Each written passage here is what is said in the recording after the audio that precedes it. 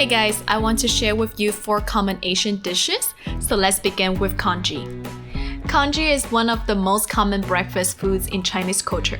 I usually order preserved egg lean meat congee in restaurants, but my favorite is pumpkin congee, which is not always available at the restaurant.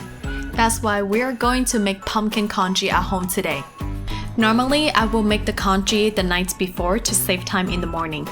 We peel the pumpkin skin, core it, and cut it into small pieces. I'm going to use an Instant Pot for this dish. We put all the ingredients into the pot. If you don't have an Instant Pot, you can always use a regular pot on the stove. But you will always have to pay attention, and since I'm going to cook the pumpkins until it's all soft, it will take a few hours. With the Instant Pot, I won't have to worry too much. It's just so convenient. Set saute mode to bring it to boil. Then turn on the slow cook mode for 3 hours. After 3 hours, the congee is not ready yet.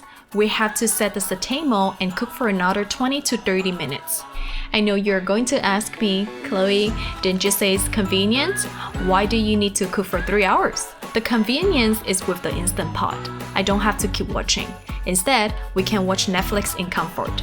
Oh, by the way, Pacific Rim Season 2 is coming soon. I can't wait to watch it. What show have you been watching recently? The congee is done. It is so creamy. The next dish will be pan-fried vermicelli. Fried vermicelli is also one of the popular dishes. Let's prepare the vermicelli. We're going to soak them in cold water for 20 to 30 minutes. Meanwhile, let's marinate the meat.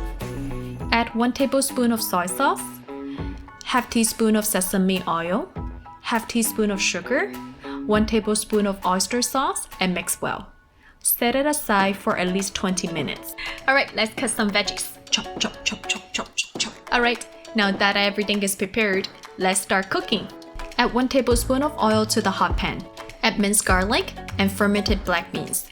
Then add onions and saute until fragrant. Then add the turkey. Make sure there are no big clumps of mincemeat while frying them. Look at all the delicious juice coming out. Now let's add some rice line. Add the vermicelli so that it can absorb all the delicious flavor. When the vermicelli are soft, add 1 tablespoon of oyster sauce and stir well. Add a 1/4 teaspoon of dark soy sauce. Finally, add half tablespoons of soy sauce. Add the vegetables, stir a little bit more, and that's it. Our second dish is done. Alright, for the next recipe, we have Siao Wang Cao Min soy sauce pan-fried noodles. Here are the ingredients for this dish. Add the dry noodles to boiling water. It should only take about 2 minutes. I'm using dry egg noodles that I always have available at home. After 2 minutes, quickly take the noodles out. Add 1 tablespoon of oil to the hot pan. As usual, add garlic and onions and saute till fragrant. Add the egg noodles, then add 1/3 cup of water to easily spread the noodles out. Add 1 tablespoon of soy sauce, stir well. Add 1 tablespoon of oyster sauce, stir well. Add 1 teaspoon of dark soy sauce, stir well. Add the veggies and keep stirring. Mix the ingredients thoroughly and you're done. For the final recipe, we're going to make fried rice. For this dish, I will use 2 Vietnamese sausages, a 1/3 cup of spring onion, a 1/3 cup of corn, and a 1/3 cup of minced shallots. Add 1 tablespoon of oil. Let's add the minced shallots. Pan fry it till it's fragrant.